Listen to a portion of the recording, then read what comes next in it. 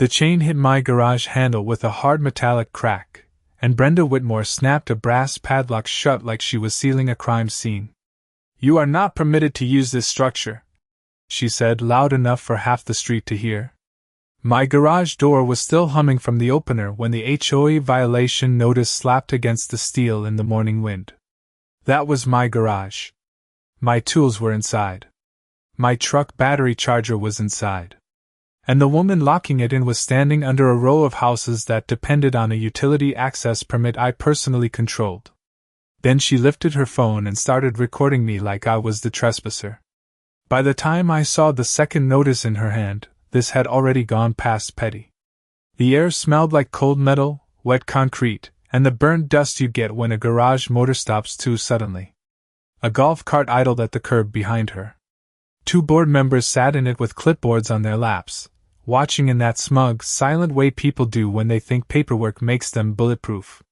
Brenda wore pearl earrings, white capris, and that practiced realtor smile that never reached her eyes. She stepped closer and tapped the orange notice she had taped across my garage frame. "Commercial misuse," she said. "Immediate restriction." I looked at the paper. Then at the chain.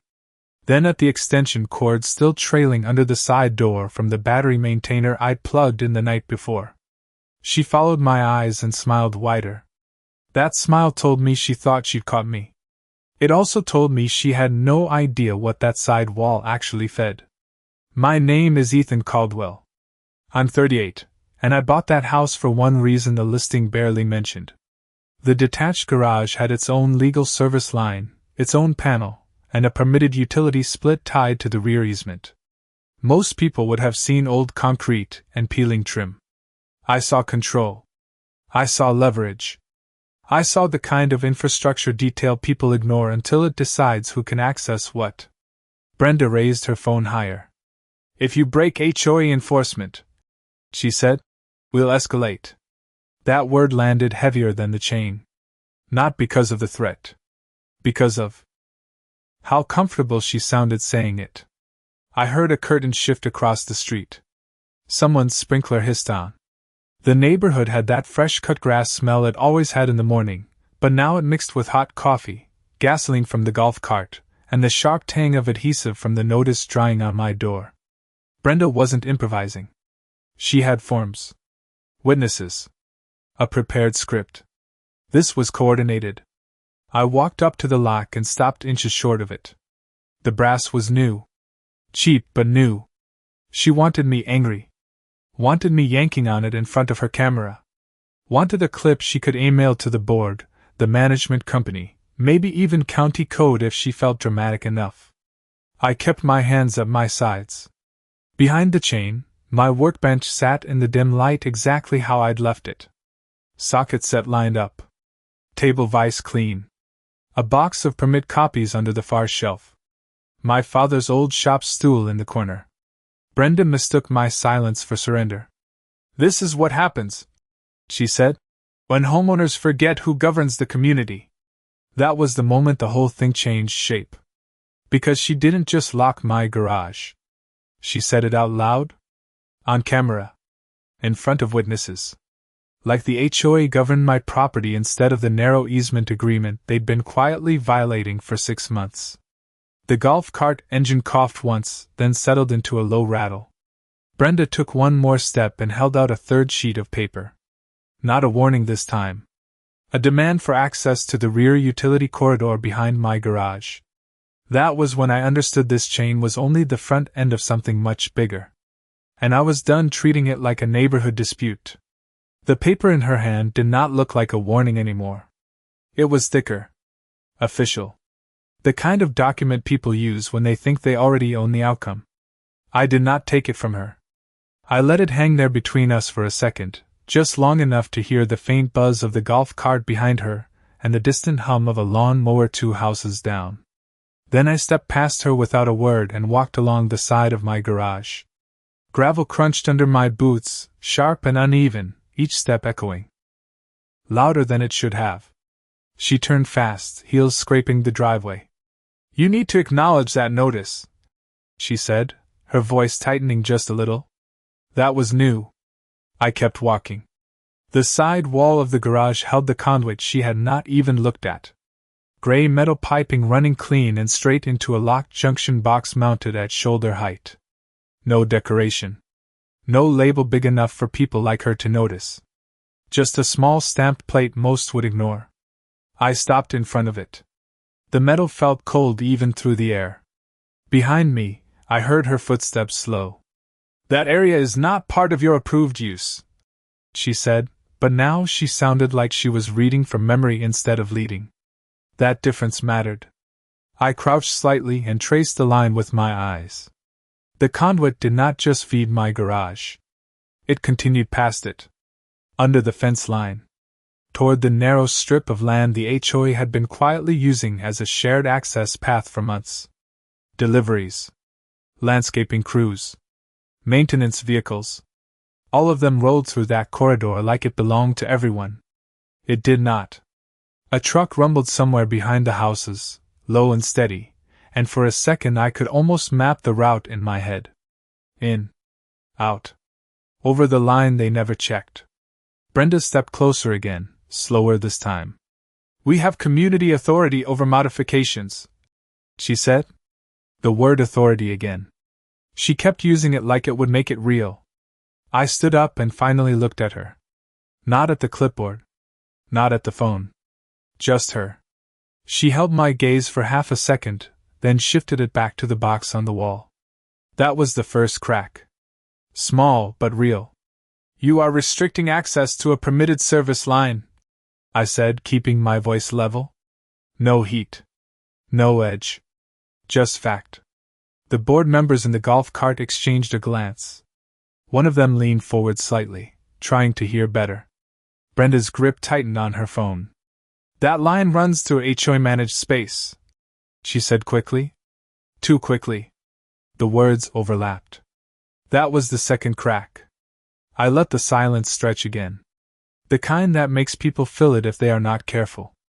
A breeze moved through the gap between the houses, carrying the smell of cut grass and something electrical, faint and metallic, like warm wires.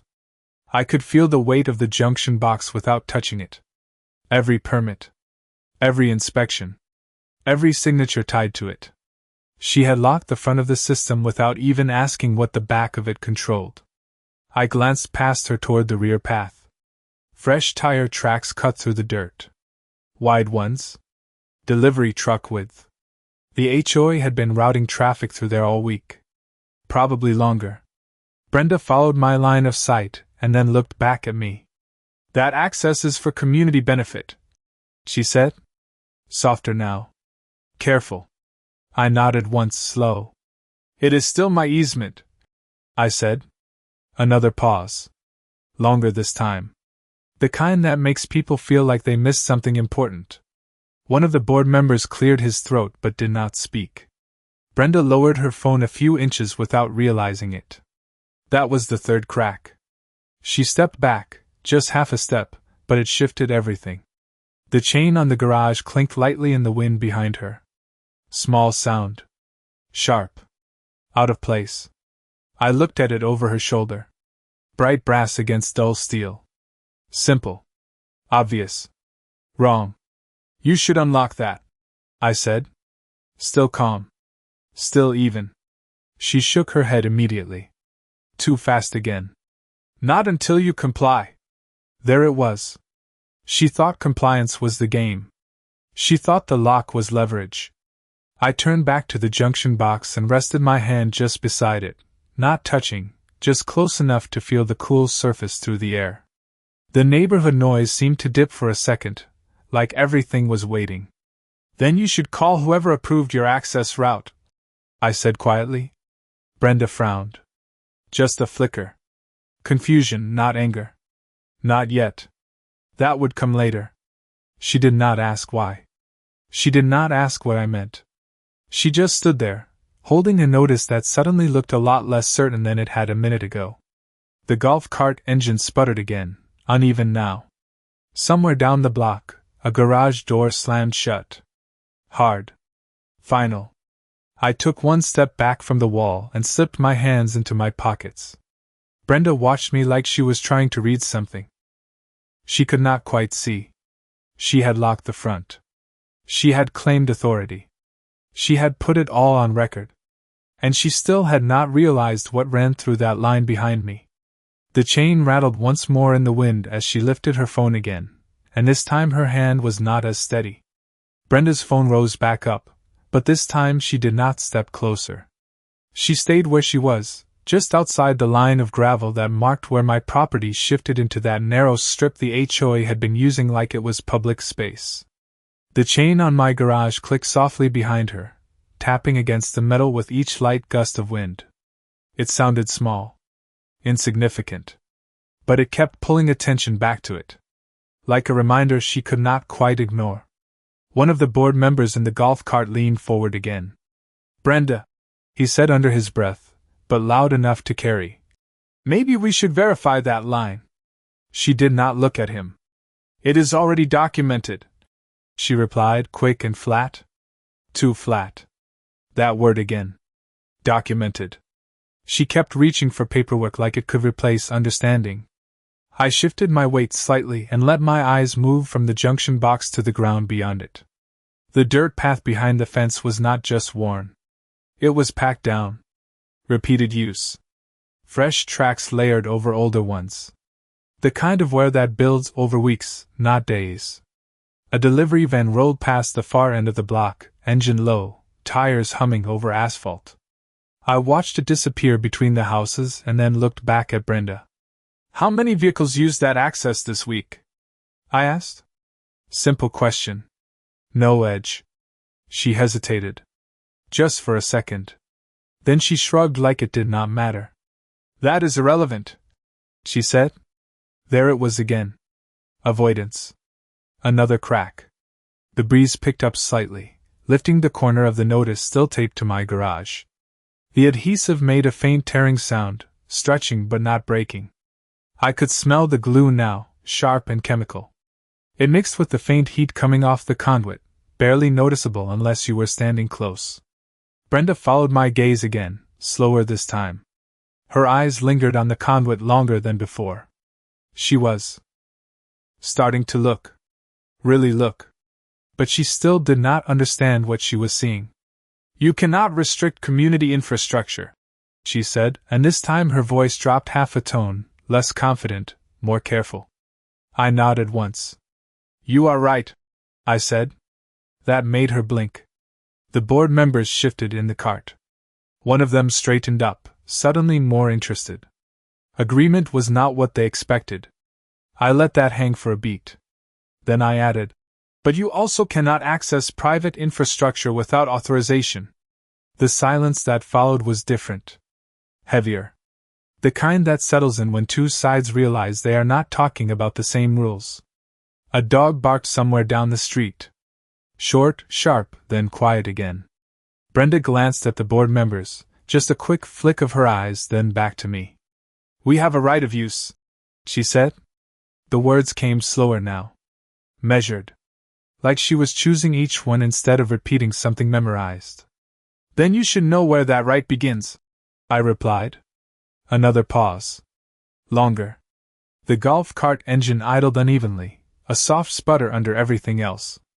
Brenda shifted her stance, one foot sliding back a few inches. Subtle. But it moved her just outside the direct line of the conduit. She was adjusting without realizing it. That told me more than anything she had said. I glanced at the junction box again. The small stamp plate caught the light just enough to show the edges of the lettering. Not bold. Not obvious. But clear if you knew what to look for. She had locked my garage. She had issued notices. She had put enforcement on record. And now she was standing in front of a system she had never traced from start to finish. "You should call your management company," I said quietly. "Have them pull the full routing." Brenda's jaw tightened. Not anger yet. Pressure. The kind that builds when something starts slipping out of control. "We already reviewed the site plan," she said. I shook my head once. Small. "Not the version that matters." That landed. I could see it in the way her shoulders stiffened just a fraction. The board member who had spoken earlier leaned forward again. "What version?" he asked.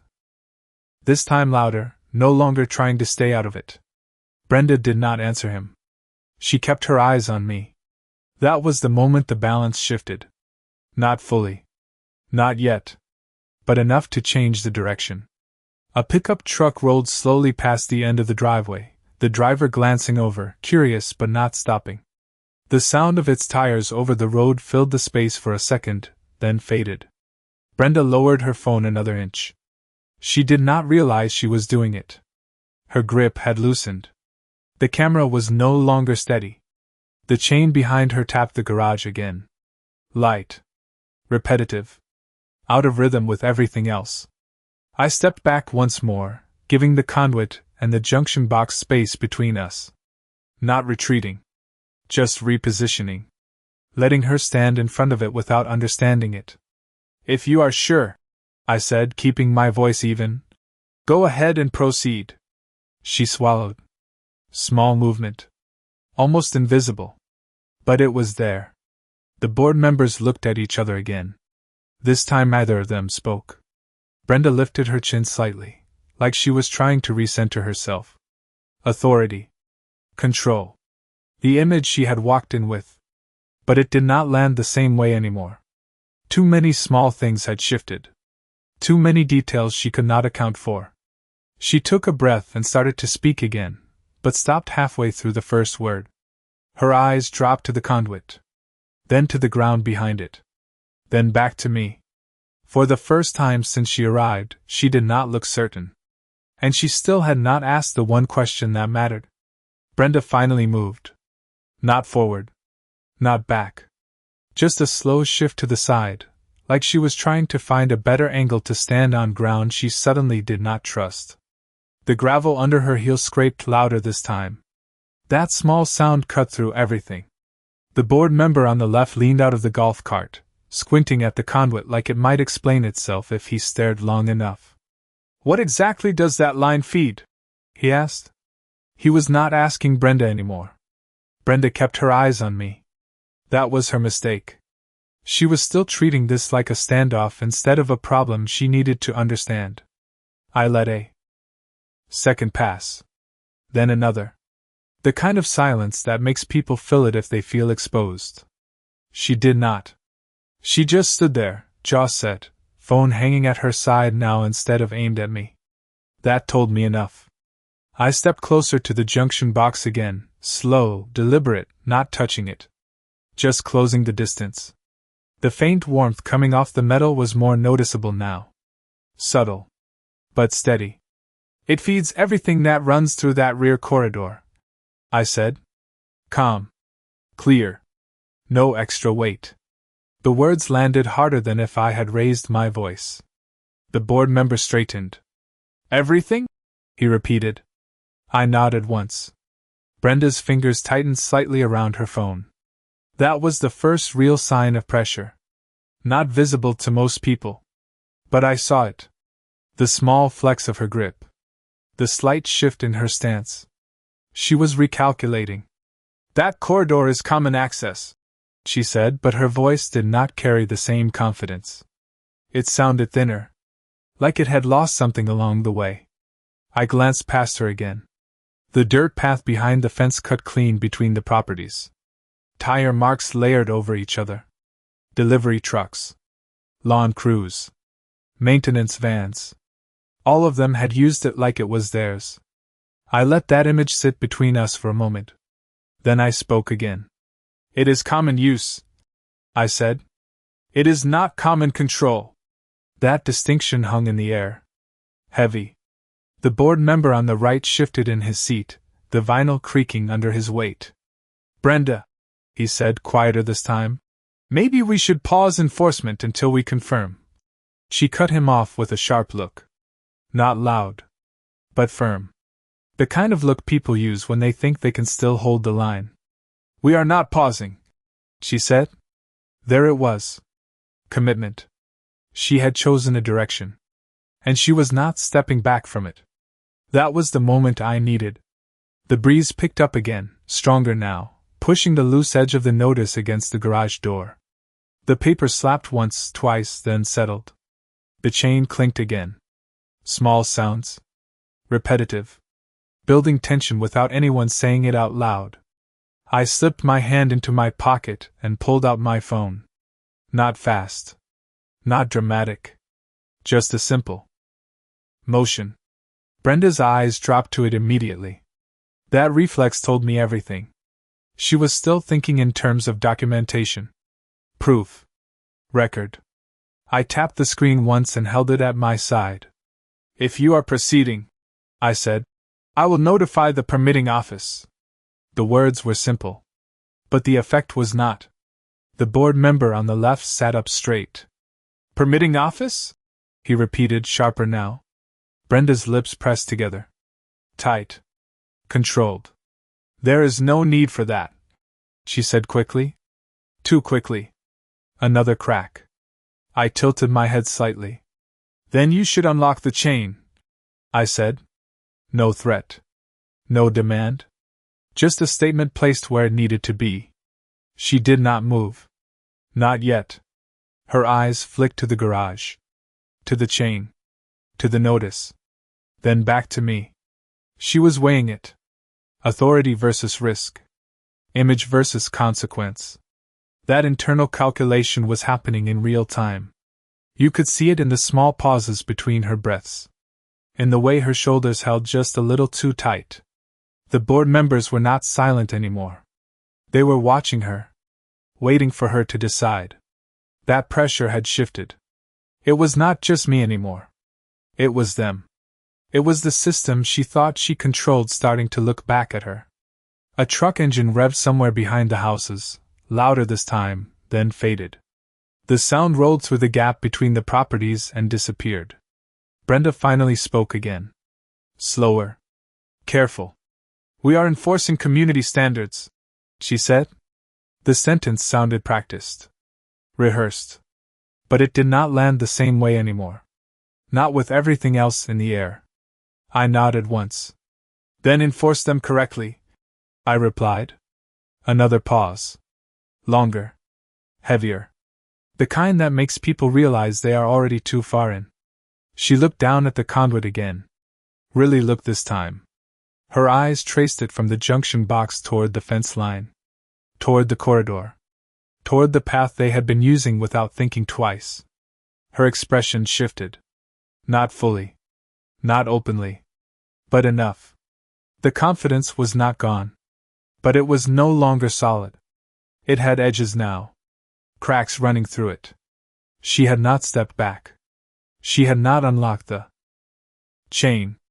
She had not asked the right question. But she was starting to see that she should have.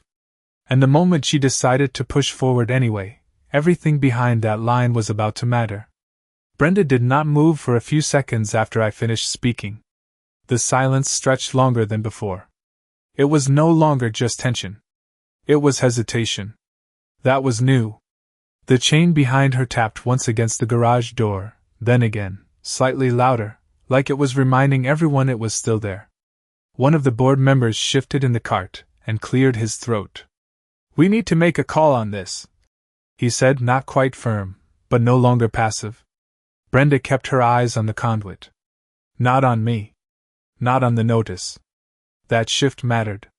She was finally looking at the right thing, but too late to understand it fully. The enforcement stands, she said after a moment. Slower now. Deliberate. Like she was choosing to commit instead of react. That decision settled into the air like weight. The kind that does not lift easily once it lands. I nodded once, small, almost invisible. That was the confirmation I needed. I slipped my phone out fully this time and tapped the screen again. No rush. No urgency. Just a simple action placed exactly where it would be seen. Brenda's attention snapped back to it immediately. Her posture tightened again. That reflex was still there. Documentation. Control. Record. She thought she could still manage the narrative. Who are you calling? She asked. The question came faster than she probably intended. Another crack. I held the phone at my side for a second before answering. Permitting and utilities coordination, I said. Calm. Even. The words did not sound dramatic, but they carried weight she did not expect. The board member on the left leaned forward again, more openly now. Utilities? He repeated. Brenda did not look at him this time. She stayed locked on me. That told me she already understood more than she was willing to admit. A faint hum ran through the conduit behind me. Barely audible. But steady. Like something waiting to be acknowledged. The breeze shifted again, carrying a sharper scent now. Warm insulation. Light ozone. Subtle, but present. Brenda followed that scent instinctively, her nose tightening slightly, her eyes flicking back to the junction box. That was the first time she reacted to something she could not see. You do not need to escalate this, she said, her voice dropping lower, almost controlled again, like she was trying to regain ground. I shook my head once. It is already escalated, I said. That line landed clean. No emotion. Just fact. The board members exchanged another look. This time it was not subtle. They were no longer just observers. They were involved whether they wanted to be or not. Brenda took a step forward, closing part of the distance between us. Not aggressive. Not yet. But closer than before. This is a simple compliance issue, she said. The words sounded forced now. Like she was repeating a script that no longer fit the situation in front of her. I let the silence sit again. Then I spoke. You locked a permitted structure, I said. You restricted access to a registered service line. Each sentence stood on its own. Clear. Separate.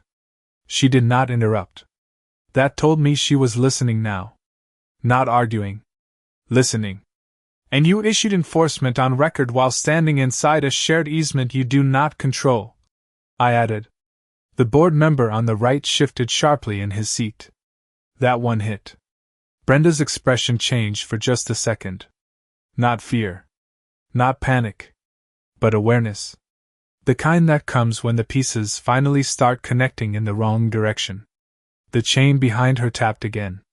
Louder this time. The sound cut through the moment like a marker. A line drawn where it should not have been. She turned slightly, just enough to glance back at it. That glance lasted longer than it should have. When she looked back at me, something had shifted. Not fully. But enough. You are overcomplicating this, she said, but the confidence was thinner now. Fragile. I tilted my head slightly. No, I said quietly. You simplified it too much. Another pause. Heavy. The kind that makes everything else feel louder. The distant hum of traffic. The soft rattle of the golf cart engine. The faint buzz running through the conduit. It all layered together. Into something she could not ignore anymore. Brenda lowered her phone another inch. Her grip loosened again. She was no longer recording with purpose. She was holding onto it out of habit. The board member on the left spoke again, more direct this time. Brenda, we need to verify this before we proceed. She did not answer him immediately. Her eyes moved from me to the conduit, then to the ground behind it, tracing the path she had been treating like common space. Every step she had taken that morning ran through that corridor in her mind now. Every vehicle. Every assumption. Every decision made without checking what sat underneath it.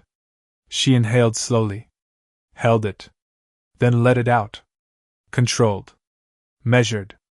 But not steady. Not anymore. We are not reversing enforcement, she said finally. The words were quieter, but they carried a kind of stubborn weight. Commitment again. Even now. Even with the cracks showing. I nodded once more. That was enough. I raised the phone slightly, not to show it, just enough for her to see the motion. Her eyes followed it instantly. Reflex. Still there. Then we proceed, I said. Simple. Final. The breeze moved through again, stronger this time, lifting the notice just enough to peel one corner away from the garage door. The adhesive stretched, then snapped softly, leaving a curled edge hanging loose. Brenda glanced at it. Then at the chain. Then back at me. For a moment, she looked like she might say something else. Ask something.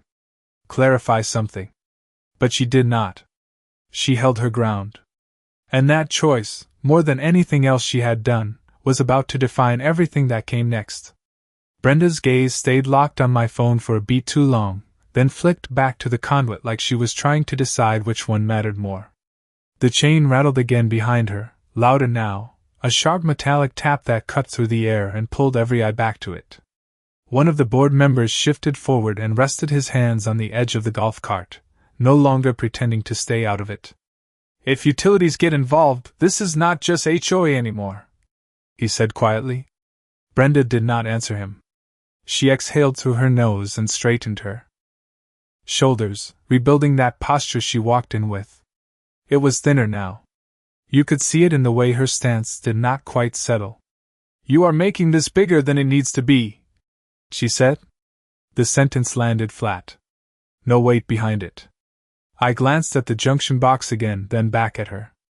It already is, I said. I tapped my phone once more, this time letting the screen light reflect faintly across the metal of the conduit. The glow caught her attention immediately. Reflex again. Controls slipping into reaction. A low rumble rolled through the ground behind the fence, faint but steady. Not loud enough for most people to notice. But I felt it through my boots. That subtle vibration traced straight through the lines she had ignored. Brenda's eyes narrowed slightly. She sensed it too. Not fully. Not clearly. But enough to make her pause. What did you do? She asked. That question came out sharper than anything she had said before. Not authority. Not control. Uncertainty. I did not answer right away. I let the moment sit, filled with the hum from the conduit and the uneven idle of the golf cart engine. Then I said, nothing yet. That word yet hung there longer than anything else I had said all morning. The board member on the left shifted again, this time stepping 1 foot out of the cart like he might need to stand. Brenda, he said louder now, we should stop and verify before this escalates. She shook her head, but slower this time. Not a sharp refusal. A measured one. That difference mattered. We are already committed, she replied. The words sounded heavier now. Like they cost her something to say. I slipped the phone into my pocket. No more movement. No more signals. Just stillness. Brenda watched that motion carefully, like she expected something to happen immediately after. When nothing did, her eyes flicked back to the junction box again. That was where the real pressure lived now. Not in me. Not in the notice. In the system she had stepped into without mapping it. The breeze shifted again, carrying a sharper electrical scent now. Warmer. More present. The conduit held that heat steady, like a line under tension. Brenda's posture adjusted again. 1 foot angling slightly away from it. Subconscious. Protective. The board member who had stepped out of the cart took another half step forward. Gravel crunched under his shoe, louder than before. This is not standard enforcement, he said. Not to me. To her. Brenda did not look at him. She kept her focus fixed on the conduit, then slowly raised her eyes back to me. Explain it, she said. 2 words. Direct. No script behind them this time. Just a demand for clarity she should have asked for earlier. I shook my head once. Not while the chain is still on my door, I said. That line landed harder than anything else I had said since the beginning. The board members both looked at the chain immediately. The bright brass lock caught the light again, too clean, too obvious, sitting against something it never should have touched. Brenda followed their gaze this time. She looked at it longer than before. Really looked at it. The corners of the notice had started to curl, the adhesive losing its hold in the morning sun. Small details. But they added up. Evidence of something applied too fast, without understanding what it was attached to. She took a step back. Just one. But it broke the line she had been holding all morning. The shift was subtle. Most people would have missed it. I did not. The board member who had stepped forward noticed it too. His posture changed immediately. Less passive. More alert. Brenda, he said, quieter now but firmer. We need to reconsider. She inhaled slowly. Held it. Then let it out. The sound was controlled, but it carried strain now. The kind that builds when decisions start closing in on you. She glanced at me, then at the conduit, then at the path behind the fence. Each look lasted longer than the last. Mapping. Connecting. Realizing. But not fast enough. Not yet. The hum through the ground deepened slightly, just enough to be felt again through the soles of my boots. A system under load. Active. Alive. Not something you interfere with casually. Brenda heard it this time. I could see it in the way her head tilted just a fraction, listening without meaning to. That was the moment everything aligned. The chain.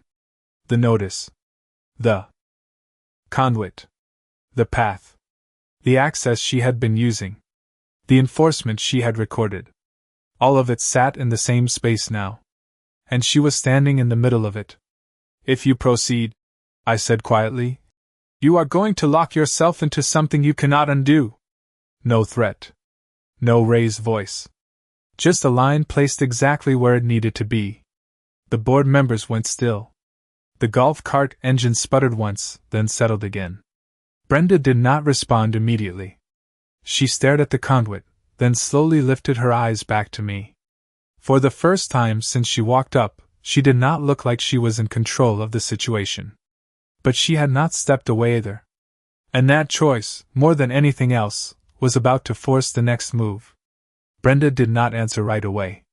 She stood there, shoulders tight, eyes locked somewhere between the conduit and the chain, like she was trying to choose which mistake mattered more. The hum under the ground held steady, low and constant, no longer something you could ignore once you noticed it. One of the board members stepped fully out of the golf cart this time, both feet on the gravel now. That shift changed the air. No more passive watching. We should pause, he said again, louder, firmer. Brenda exhaled slowly, then shook her head once, smaller than before but still there. No, she said. Just one word. But it carried the weight of every decision she had made up to that point. Commitment again. Even now. Even here. The chain clicked against the garage behind her, sharp and clean. It sounded wrong in a way that was hard to explain. Like it did not belong in that space anymore. I let the silence stretch, then took one step toward the junction box, closing the gap just enough to draw her focus back to it. You are already inside the system, I said quietly. Her eyes snapped to mine. That line landed. The board members both went still. No one spoke for a few seconds. The breeze shifted again, carrying that faint electrical scent stronger now. Warm insulation. Light ozone. Subtle, but unmistakable if you knew what to look for. Brenda's expression tightened. Not confusion anymore. Recognition. Partial. Incomplete. But enough to unsettle her. What system? She asked. The question came slower this time. Careful. Like she was trying not to show how much she did not know. I glanced past her again, toward the rear corridor.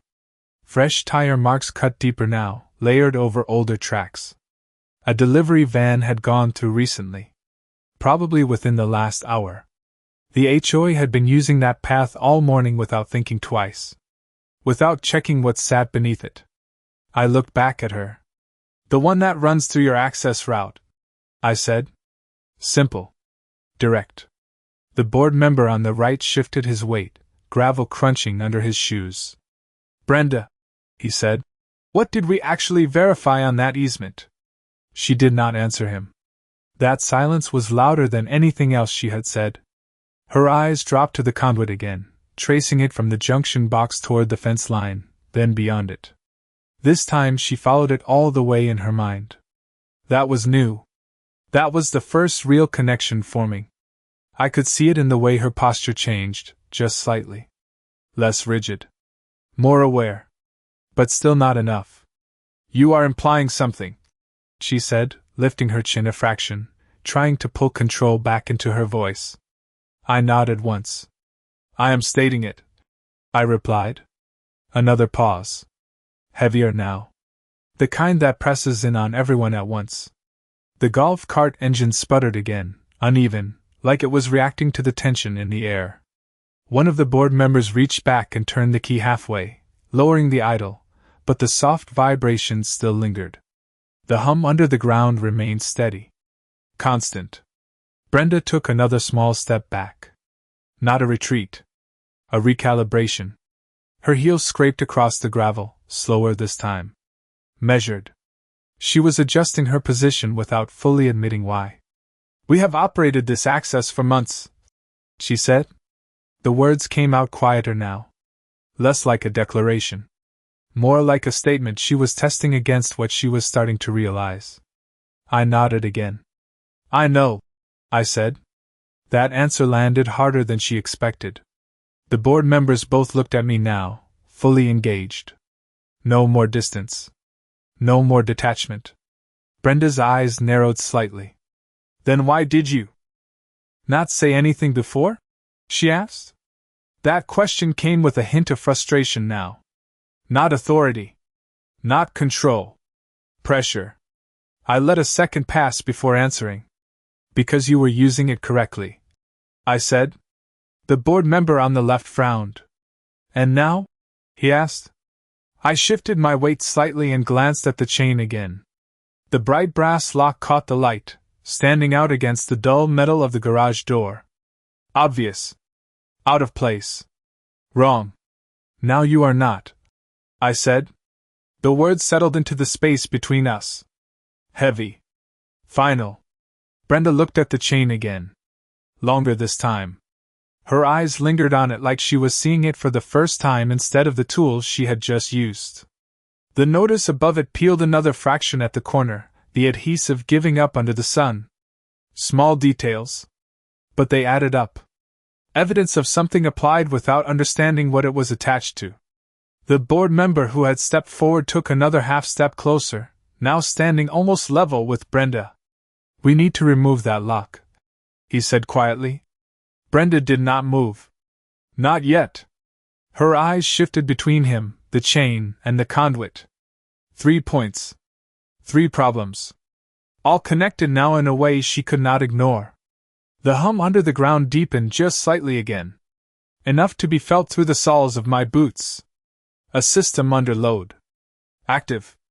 Responsive. Not something you interfere with casually. Brenda heard it this time. Fully. I could see it in the way her head tilted, listening, processing, connecting. That was the moment everything aligned for her. Not completely. Not perfectly. But enough to understand she had crossed into something bigger than HOA enforcement. Bigger than notices. Bigger than control. She looked back at me, and for the first time, there was no performance left in her expression. Just calculation. And she still had not decided which mistake to fix first. Brenda did not reach for the lock. Not yet. Her eyes stayed on it, fixed, like touching it too soon might confirm something she was not ready to accept.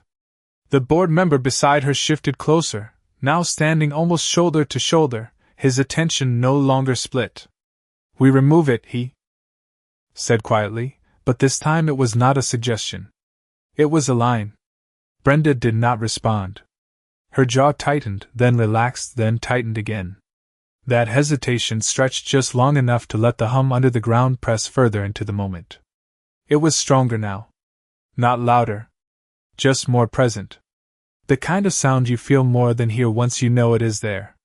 I watched her eyes flick back to the conduit, then down the length of it, following the path she had ignored all morning. That path did not stop at my fence.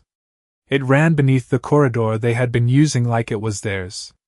Every delivery. Every service call. Every shortcut they approved without checking. All of it moved over that line. And now she knew it. Not completely. But enough to feel the edges of it. What does it control? She asked finally. The words came slower, careful, like she was choosing each one instead of reacting. I did not answer right away. I let the silence sit, heavy and deliberate. The board member beside her shifted again, gravel crunching under his foot, impatience starting to show. Brenda did not look at him. She stayed locked on me. That told me she understood where the answer actually sat. I glanced at the junction box, then back at her. Access, I said. Just one word. The board member frowned. Access to what? He pressed. I did not look at him. I kept my focus on Brenda. To everything that runs through that corridor, I said. The explanation was simple. The impact was not. Brenda's shoulders dropped a fraction.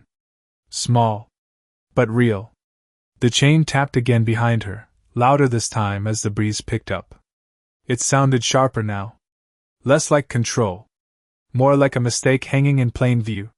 She turned her head slightly toward the path again. Really looked at it this time. The tire marks. The worn dirt. The gap between the properties that had quietly turned into a shared route. Her route. Her board's decision. Her enforcement zone. And now, something she did not fully own. We have used that access without issue, she said, but the words felt weaker now. Less certain. I nodded once. Until now, I said. Another pause. Heavier. The kind that forces a decision. Whether you want one or not. The board member beside her exhaled sharply. Brenda, this is not just about a garage, he said. That line shifted everything. It put the scale of it out in the open. No more pretending it was small. No more hiding behind procedure. Brenda closed her eyes for a brief second, then opened them again. When she did, the performance was gone. No more polished tone. No more rehearsed phrasing. Just calculation. If that line is what you are implying, she said slowly, then locking this structure interferes with it. She did not phrase it as a question. She did not need to. I did not nod. I did not confirm. I just let the silence answer for me. That was enough. The board member shifted again, this time stepping fully between Brenda and the golf cart, like he was bracing for something. We need to unlock it, he said, firmer now. Brenda looked at the chain again. Longer this time. The bright brass lock caught the sunlight, almost reflecting it back at her. Too clean. Too deliberate. Too wrong in this context. She reached forward slightly. Then stopped. Her hand hovered in the air for half a second before pulling back. That hesitation spoke louder than anything she had said all morning. The hum under the ground deepened again, subtle but steady, like the system was responding to the pressure building around it. Brenda heard it. I could see it in the way her head tilted again, listening, trying to place it. That was when she finally understood enough to be uncomfortable. Not everything. But enough. If we remove it now, she said quietly, almost to herself, the record still stands. The board member beside her shook his head immediately. Not if we correct it before it escalates, he said. Brenda did not answer him. Her eyes stayed on the chain. On the notice peeling slightly at the edges. On the line she had crossed without checking what sat beneath it. I slipped my hands into my pockets and took one small step back, giving her space. Not stepping away. Just letting her own the decision in front of her. The breeze moved through again, stronger now, lifting the corner of the notice higher this time. The adhesive stretched, then tore. Slightly, leaving a ragged edge. Small detail. But it mattered. Evidence of something forced into place without understanding the surface it was stuck to. Brenda inhaled slowly. Held it. Then exhaled. The sound was steady, but it carried weight now. Not control. Not authority. Consequence. She stepped forward again. This time her movement was deliberate. No hesitation. No pause halfway through. Her hand reached toward the lock again. And this time, she did not pull it back. Her fingers closed around the cold brass lock, and for a second, everything else went quiet. The hum under the ground did not stop, but it felt like it pulled back, like it was waiting to see what she would do next. The chain shifted slightly as she tested the weight of it, the metal scraping softly against the garage handle. No one spoke. Not the board members. Not me. The entire moment narrowed down to that one point of contact. Brenda's grip tightened, then loosened, then tightened again. She was not just unlocking a garage. She was deciding whether to admit she had crossed a line she did not fully understand. The board member beside her leaned in slightly. "Do it," he said, low but firm. No hesitation now. No distance. Brenda inhaled slowly, steadying herself, then slid the key into the lock. The click was small. Sharp. Final in a way that carried further than the sound itself. The chain loosened immediately, dropping an inch and pulling against the handle with a dull metallic thud. The tension in the air shifted with it. Not gone. Just different. She pulled the lock free and let the chain hang loose for a second before lifting it off completely. The metal links scraped together as they came away, each movement loud in the silence. The garage door stood clear again. Open.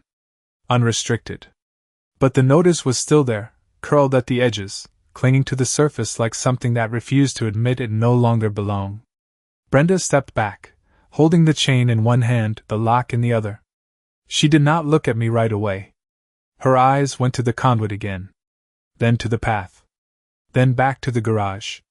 Mapping it all again, but now from the other side of the decision.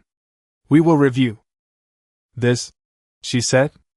The words were controlled, but they did not carry authority anymore. Just process. Just a step backward dressed as procedure. The board member beside her nodded quickly. "Yes," he added, almost too fast. "We need full verification before any further action." That shift was immediate. From enforcement to review. From control to caution. Brenda finally looked at me. Really looked this time. No performance. No script. Just calculation. "If there is an issue with the easement," she said slowly, "we will address it through proper channels." I nodded once. "You should," I said. The breeze moved through again, lifting the edge of the notice higher this time. The adhesive gave a little more, the paper peeling back in uneven lines. Brenda watched it for a second, then reached out and pulled it off the door in one motion. The sound of the adhesive tearing free was louder than expected. Rough. Imperfect. She folded the paper once, then again, tighter than necessary, and held it at her side. That was the last visible piece of control she had left. The hum under the ground remained steady. Constant. Unchanged by the chain coming off. That was the part she was still processing. The system had not reacted because she corrected the mistake. It had been there the entire time, waiting, unaffected by her authority, by her notices, by her assumptions. The board member stepped back toward the golf cart, his posture looser now, but not relaxed. "Not yet. We should leave," he said quietly. Brenda did not move immediately. She stood there for one more second, eyes moving between the conduit and the path again, tracing the connection she had nearly ignored completely. Then she turned, slow, deliberate, and walked back toward the cart. Her steps were quieter now. Less sharp. Less certain. The chain and lock hung at her side, the metal clinking softly with each movement. The other board member shifted in his seat, making room as she approached. No one spoke as she got in. The engine turned over with a low rumble, louder than before in the silence that followed everything else.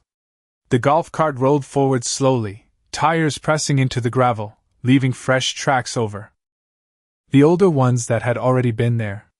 I watched it move down the street, past the edge of the driveway, past the corridor they had been using without question.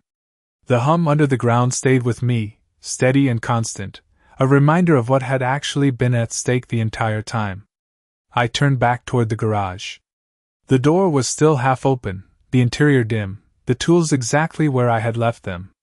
Nothing had changed inside. But everything outside had shifted. The space felt different now. Not because the chain was gone, but because of what had been exposed. I stepped forward and pressed the remote again.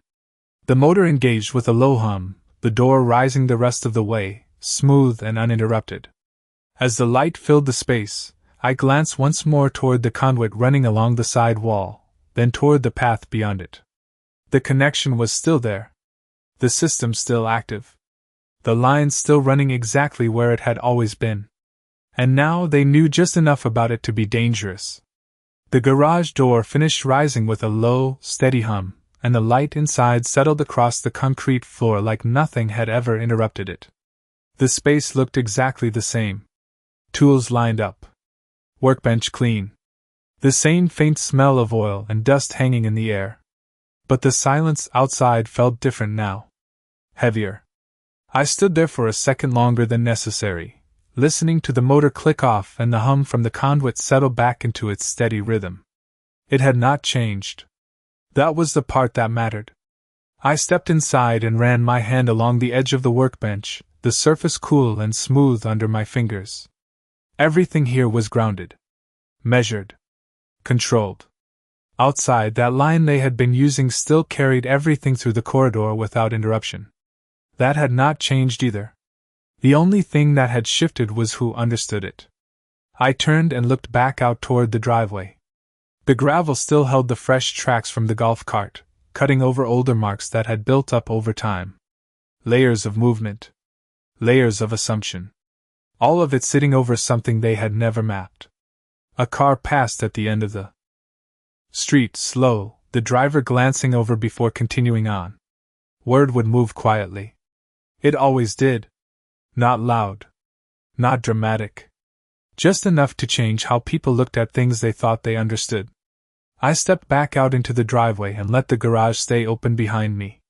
The air felt warmer now, the sun higher, the scent of cut grass stronger, but underneath it all that faint electrical note still lingered. Subtle. Constant. I walked along the side of the garage again, stopping near the junction box. The metal held its quiet heat, steady as before. Nothing about it reacted to what had just happened. It did not need to. That was the difference between a system and a reaction. One waited. The other panicked. I crouched slightly and looked down the length of the conduit again, tracing its path toward the fence line and beyond it. The corridor sat quiet for now. No vehicles. No movement. But the tracks were still there. Fresh enough to show how often it had been used without question. That would not stop overnight. Habits like that never did. They lingered. They repeated. Until something forced them to change. I stood back up and slipped my phone out again, glancing at the screen. No missed calls. No alerts. Not yet. That was expected. Systems like this did not react instantly. They recorded. They processed. They waited for the next step. Brenda had stepped back. For now. But she had not resolved anything.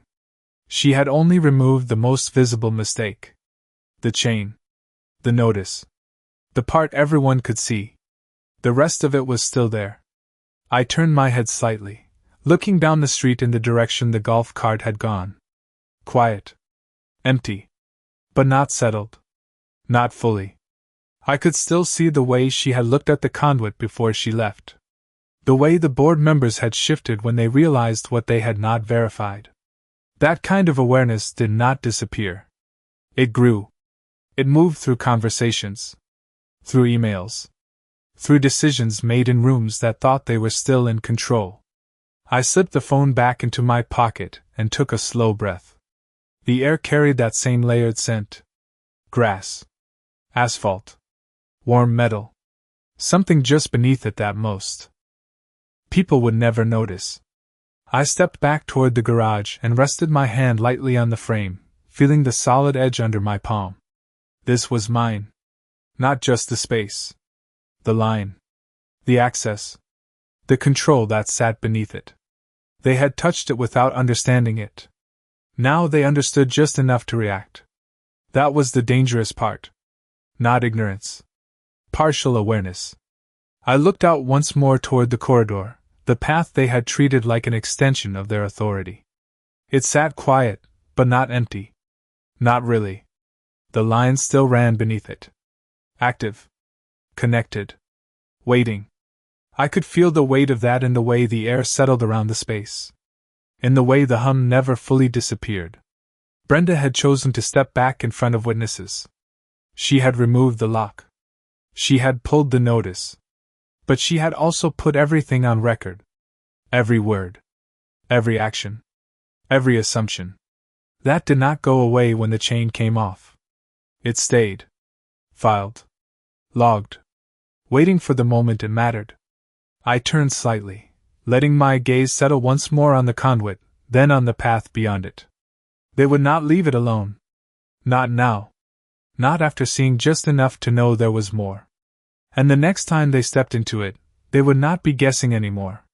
But they still would not fully understand what they were standing on. The first email came before noon. Not loud. Not urgent. Just a quiet notification that landed in my inbox like it belonged there all along. Subject line simple. Request for documentation review. No names in the preview. That was how these things started when someone higher up the chain realized something did not line up. I stood in the garage doorway, phone in hand, reading it once, then again, letting the wording settle. It was not from the HOA. Not from Brenda. It came from the regional permitting office tied to the utility routing.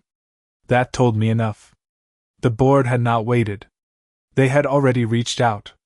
The hum from the conduit stayed steady behind me, unchanged, like it did not care who sent emails or who made calls. Systems did not rush. People did. I stepped out into the driveway again, the sun higher now, the shadows shorter, the air warmer but still carrying that faint electrical edge underneath everything else. A second notification followed. Then a third. Different senders. Same subject thread. Questions layered carefully, each one asking for clarification without saying what they were really concerned about. Access boundaries. Recorded enforcement. Site interference. All the words they used when they were trying not to say mistake. I scrolled through them slowly. No accusations yet. Just alignment checks. But the direction was clear. They were mapping the same line Brenda had ignored. Only now it was being done from the other side. With records. With timestamps. With authority that did not need to raise its voice. A car rolled past the driveway, slower than before, the driver glancing over again, then looking away. Word had started moving. Not officially. Not yet. But enough to shift attention. I slipped the phone into my pocket and walked back toward the conduit, stopping just short of the junction box. The metal still held that quiet heat, steady and consistent. Nothing here reacted to emails or conversations. It just ran. That was the part most people never understood. Control did not come from noise. It came from what kept working when everything else paused. My phone vibrated again. This time longer.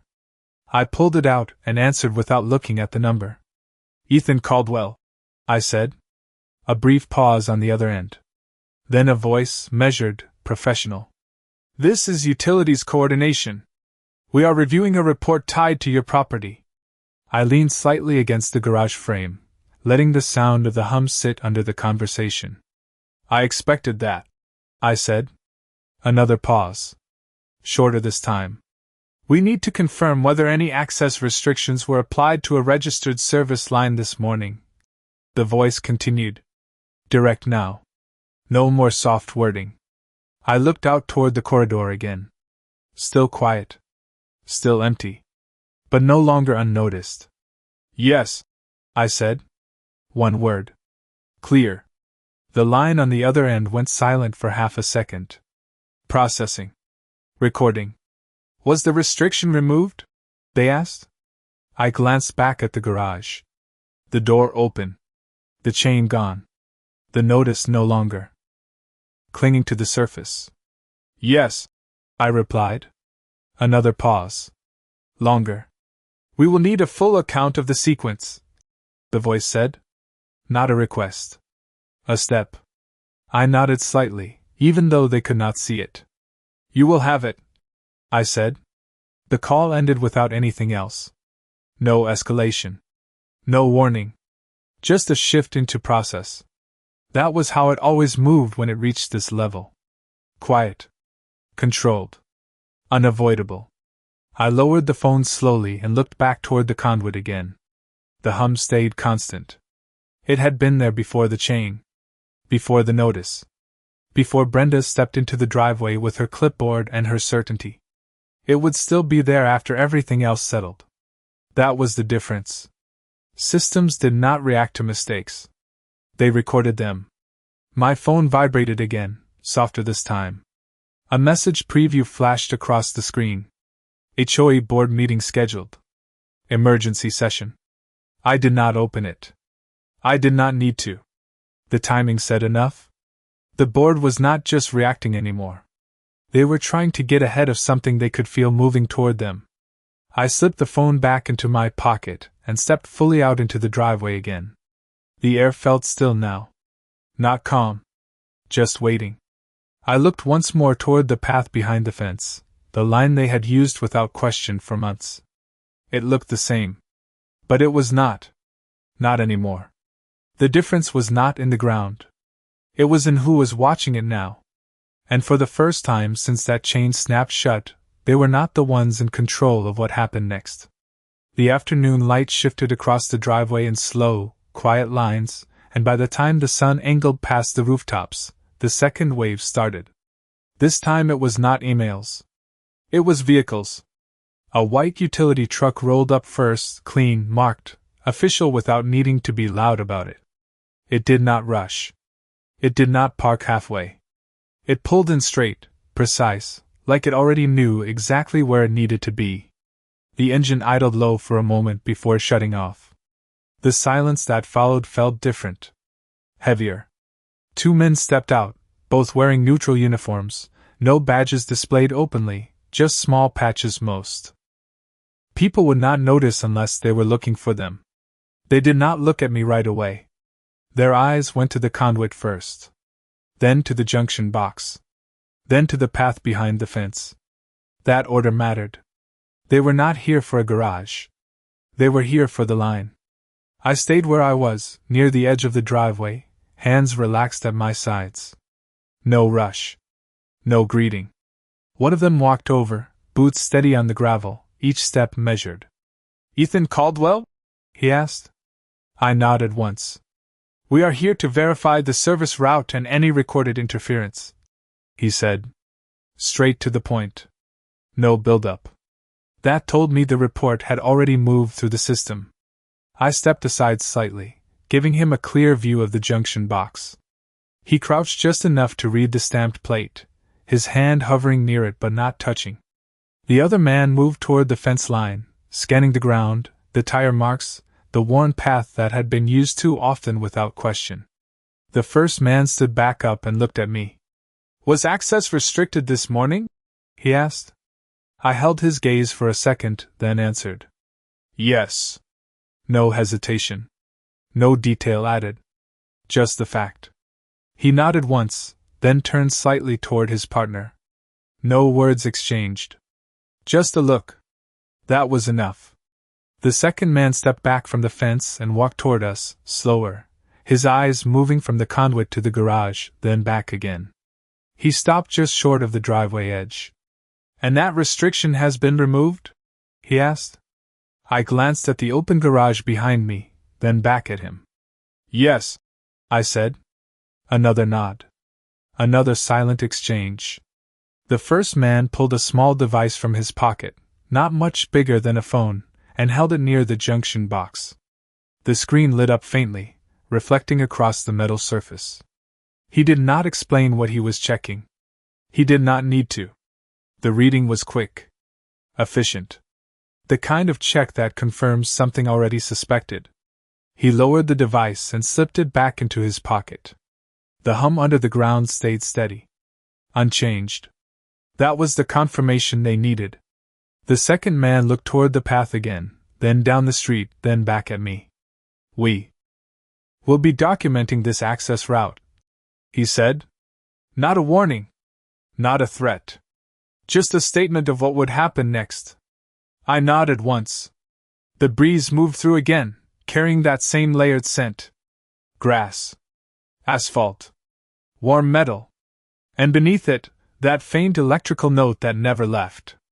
The first man stepped back, giving the junction box one last look before turning toward the truck. No rush. No urgency. Just completion of a step in a process that had already started before they arrived. As he reached the door, he paused and looked back once. Any further restrictions will need to be cleared through coordination, he said. Simple. Direct. Final in a way that did not need emphasis. I nodded again. No words this time. The truck doors shut with a solid, quiet sound. The engine started, low and controlled, then the vehicle rolled forward, tires pressing into the gravel, leaving a new set of tracks over the ones already there. Layers building. Records forming. The second man followed, stepping into the passenger side without looking back again. The truck moved down the street and disappeared past the corner, the sound fading into the distance. The driveway settled into silence again. But it was not the same silence as before. This one carried weight. Confirmation. The kind that does not go away once it is established. I stood there for a moment longer, then turned slightly toward the corridor behind the fence. It looked the same. It always did. But now it was marked. Not visibly. Not to anyone just passing by. But inside the system that actually mattered. Brenda had stepped back. The board had called. The process had moved. And now the line they had ignored was no longer just something beneath the ground. It was something being tracked. Logged. Protected in a way they could not override with notices or chains. I walked back toward the garage slowly, the hum still steady, the air still carrying that faint metallic edge. Everything was quiet. But nothing about this was finished. Not yet. The street stayed quiet long after the truck disappeared, but the silence did not feel empty anymore. It felt settled. Like something had finally been placed where it belonged. I stood at the edge of the driveway, listening to the low hum still running beneath everything, steady and unchanged, and for the first time that day, there was no tension riding on top of it. Just presence. The kind that does not need attention to exist. A breeze moved through again, lighter now, carrying the smell of warm concrete and distant grass, but that faint electrical note stayed underneath it all, constant as ever. I turned slowly and walked back into the garage, the concrete cool under my boots, the light steady across the workbench. Nothing inside had shifted. The tools were still where I left them. The air still carried that same quiet mix of oil and dust. But the space felt different now. Not because anything had changed. Because nothing had. The system outside had moved. The process had started. And this place had not needed to react to any of it. I rested my hand on the edge of the workbench again, feeling the solid surface under my palm. Grounded. Fixed. The kind of stability that does not depend on who shows up with a clipboard or a chain. My phone buzzed once in my pocket. Short. Subtle. I pulled it out and glanced at the screen. A follow-up message.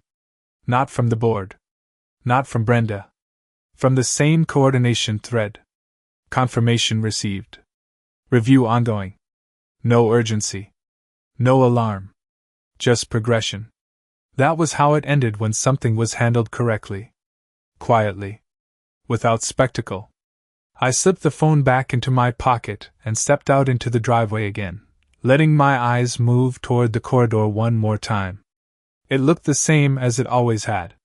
A narrow strip of worn ground between properties. Tire marks layered over each other. A path that had become routine without anyone questioning it. But now it carried weight.